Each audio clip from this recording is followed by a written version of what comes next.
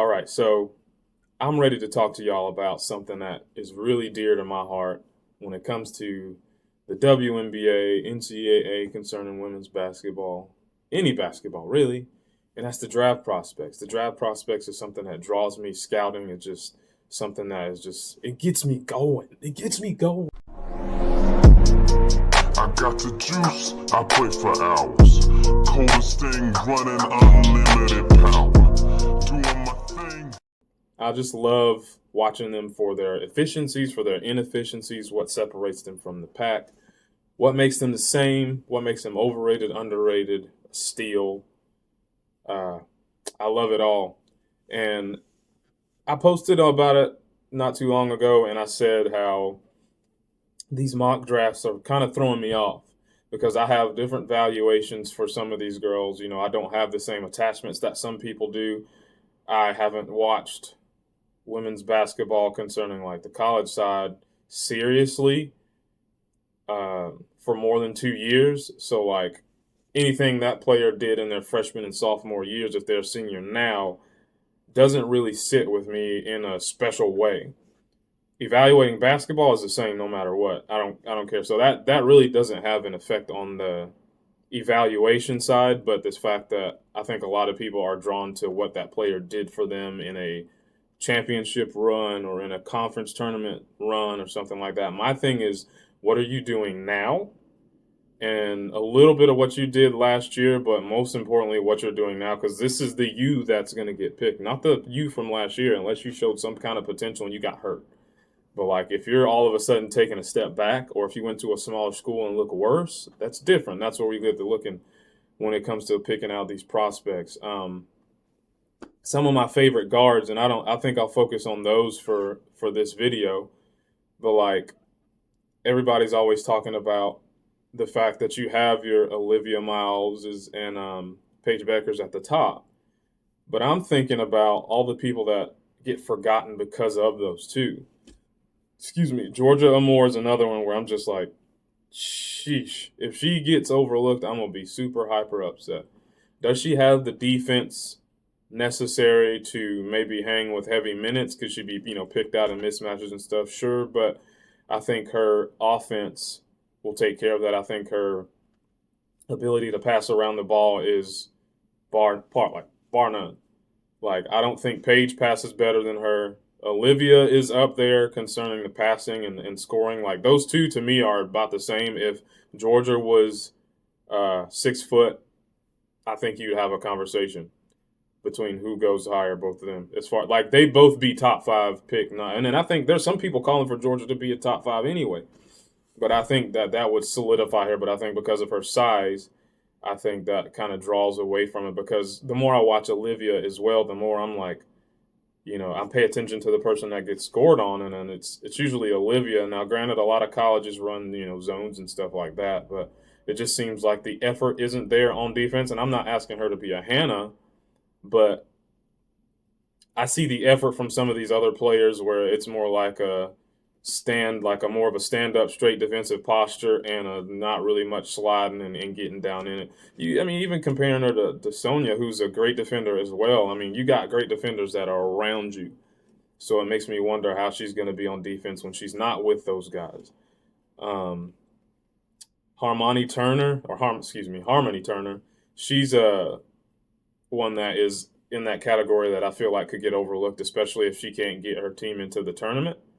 I hope that she has a good conference tournament, and that'll be good on her resume. But I think a lot of these girls that I personally believe should go in the first round are going to need a tournament bid in order to get some eyes. Not sitting here saying I'm going to doubt the W's scouts and things like that, but I just feel like she should be not there in the second round. People like Cheyenne Sellers, she's a low-key, really good lead guard.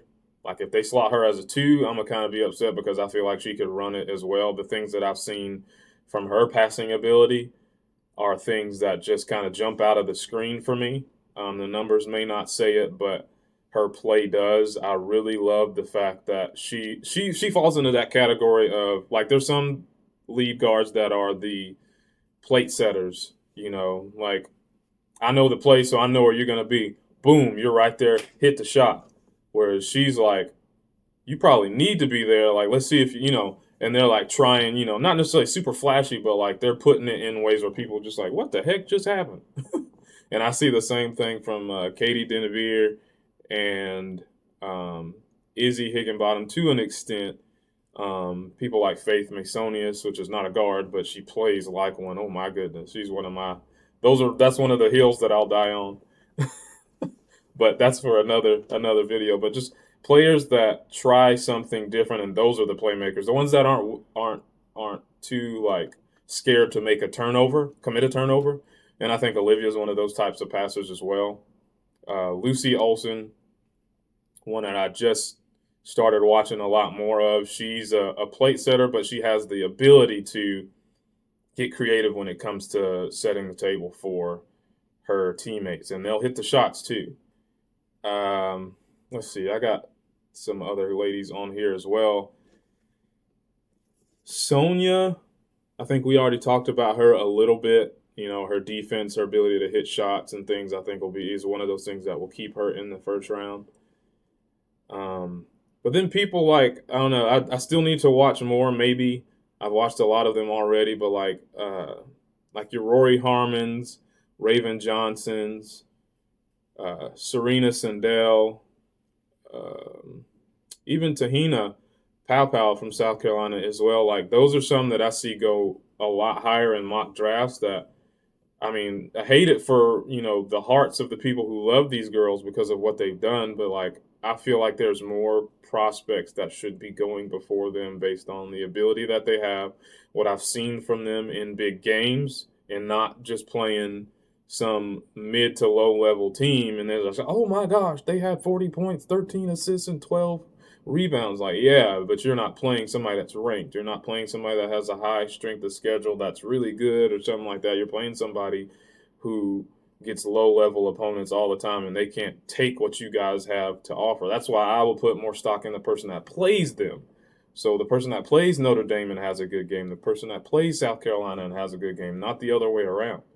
Because you guys should be putting up these kind of points or showing a solid showing versus other big teams versus the little teams. Like, you're supposed to tear them up.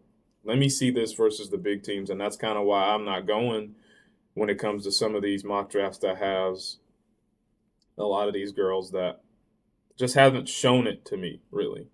Going back to Katie Dinnebier, like for Drake, I just recently posted about her. The way she plays, her ability to get steals, which isn't indicative of defense, but the way she gets her hands in passing lanes and gets it off of players, the effort that she puts in, the way she can pass, the way she can score, the way she attacks the basket. There's not really many that do it like she does at the level that she does. Again, she's one of those mid-majors that I look for more of her games against bigger teams. Because obviously her body of work is going to kind of be not taken extremely serious because she's playing weaker opponents than some of her peers. But when I see her play against bigger teams and stuff, it looks real. And when you watch the tape, it looks real. Like some of them that I've watched that are high in the statistical categories, and you go and watch their film, and you're just like, okay, no, that's not a WNBA player. Like I stopped watching the tape, excuse me, because you can tell that they don't have the same vibe. That you can just see it. You watch enough of any pro league or anything like that, you can tell how a player moves, especially when they're really good or have the potential versus somebody who's just like, why are they on the team? And that's not to say I could beat them or anything like that, but there's just levels to it in terms of how you watch film. And some of these ladies don't have that. It doesn't draw me. They have the stats, but it's not against great teams. It's against just beating up on teams that are on their level or lower. And it's just like, okay, I mean, I guess you're consistent, but like you don't see the athleticism, which is another huge thing for me. And then a lot of the times the reads they make, whether it be on defense or offense, it just doesn't stand out to me. So some of those players I'll walk away from and just go, somebody else is going to be better there. Haley Van Lith, yeah, she's been in in college for a while, but I still feel like she's worthy of a first-round pick or a high second because in my notes I put why can't she be a lead guard? She's tough from what I've seen. I don't want to hear about stuff in the past or anything. She's tough the way she plays. She attacks the basket. Not at the level of Arcady. Like I'm gonna die on that hill. I'm gonna tell y'all that right now. But she can set the table well. It's her assists and things like that aren't just because she's dumping it down to Sedona.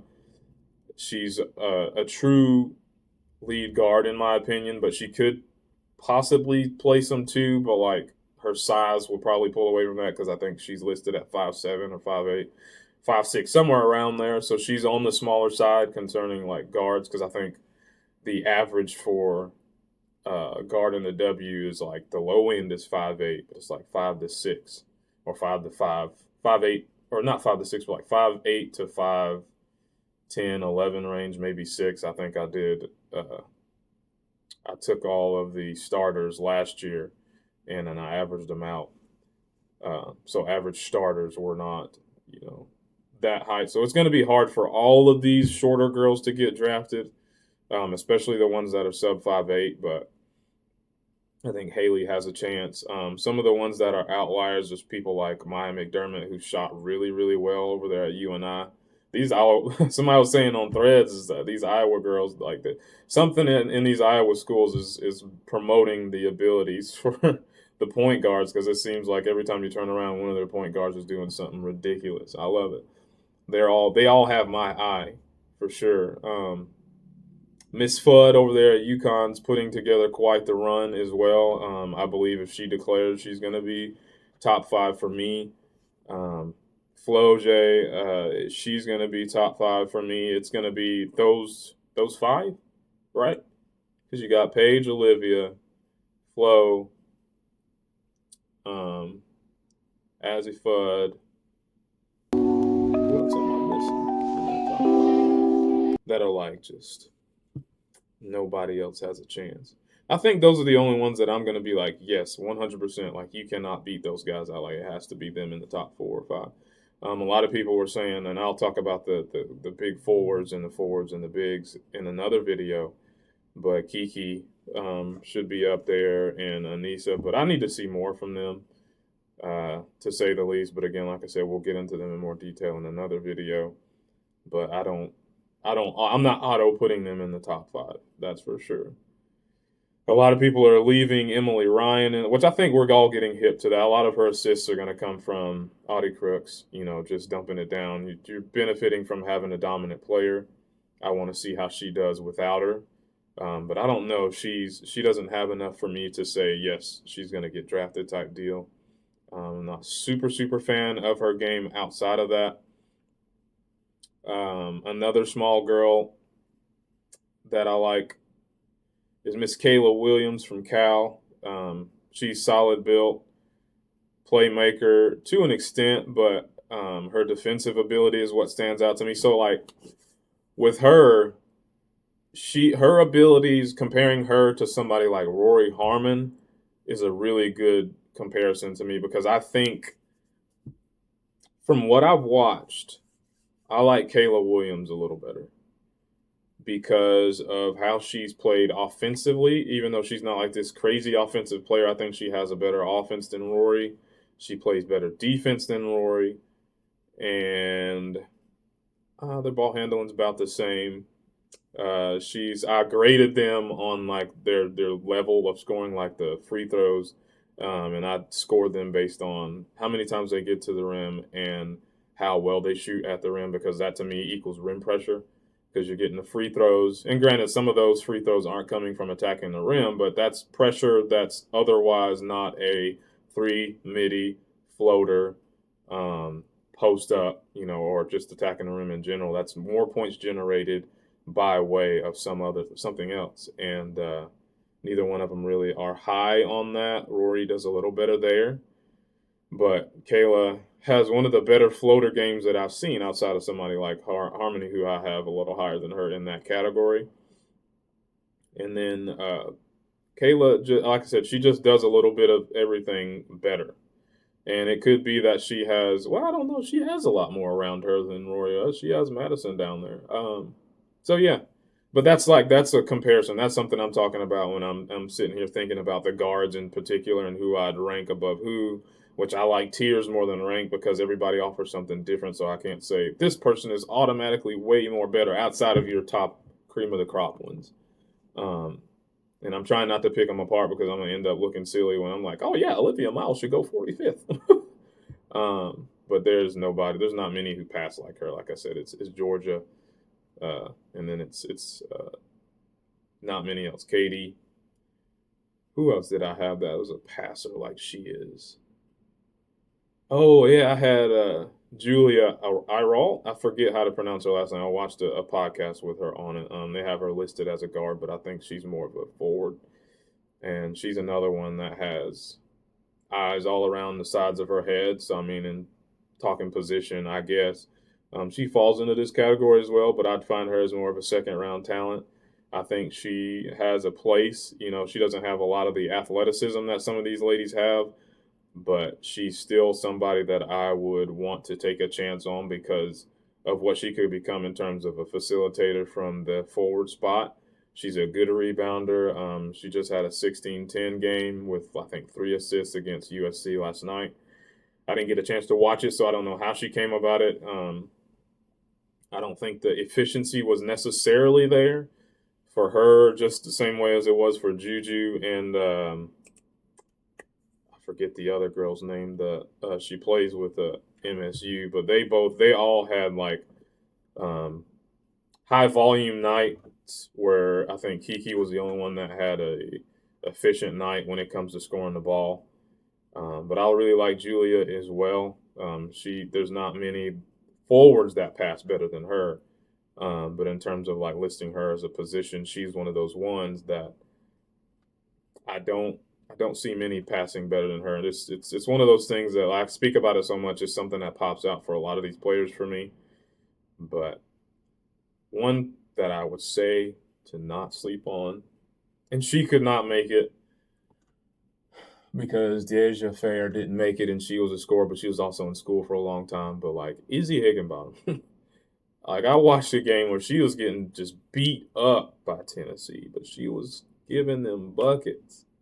She was still making it shake, and it makes me think if she was on a team that had more help, she would look a lot better. Like that's what I look for when you're playing against a team that's just way better than you, and you're still showing out. Like there's something there.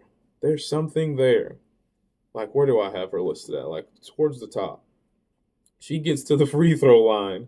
She has a better free throw score than any guard I have listed here. And remember, I said that's based on the attempts that she gets, the amount of times she gets there, and the amount of times that she converts. So her free throw percentage is probably high, but I don't have that off the top of my head. And the amount of times she gets to the basket is high based on how I've scored it.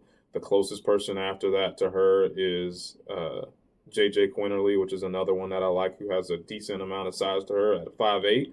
So she's not completely down there, but man, I'm super interested in how we view Izzy because her team's not good enough to make the tournament. They probably won't win anything in the conference because the SEC is tough. And, her season is probably going to be on the only thing we have to go off of. But, man, oh, man, when you talk about attacking the rim, that's smoke, man. So, again, I can't wait to see how some of these players look and like what it looks like when the dust settles after the tournaments are all over, the All-Star games are all over, and it's time to finish that final board before the draft. I have excitement for all of them. I'm going to keep up with all of them. Being the first class that I've gone into such detail breaking down, I don't know. I'm going to have to keep some kind of database on them because it's like having kids now. It's like I got to keep up with them and know what they're doing and how they're going about their careers, and this is going to be a long and awesome relationship with these classes and with each person that makes it to the league and as they stay in the league and how they do overseas if they don't make it into the league. But like with all these teams coming about, there's going to be space for some of these ladies going forward. But it's exciting. Women's basketball is in a fun place. There's teams coming everywhere. We got the Portland unnamed team that they're just holding everything close to the vest still. We got the Cleveland Rockers, already set to come back in 2028, I believe. Excuse me. So I can't wait. But if you like what you hear, please, please, please give me a hit me a subscribe, give me a like, leave some comments, let me know what you think. I love having conversations about this stuff on Threads. I don't really do Twitter anymore, but I would if you know me there, or if you're on there and you're not on Threads, then come to Threads. It's a fun time over there. I'm also on Spotify now, so every episode that I put out, every video that I put out that's not a short will be on Spotify as well. Every short is on TikTok, IG, YouTube Shorts as well. So you can find me a lot of places, and I'm excited to meet some of you. I'm excited to talk to some of you, or all of you, and I can't wait to grow this relationship with you guys, and see you guys on the next one. Peace.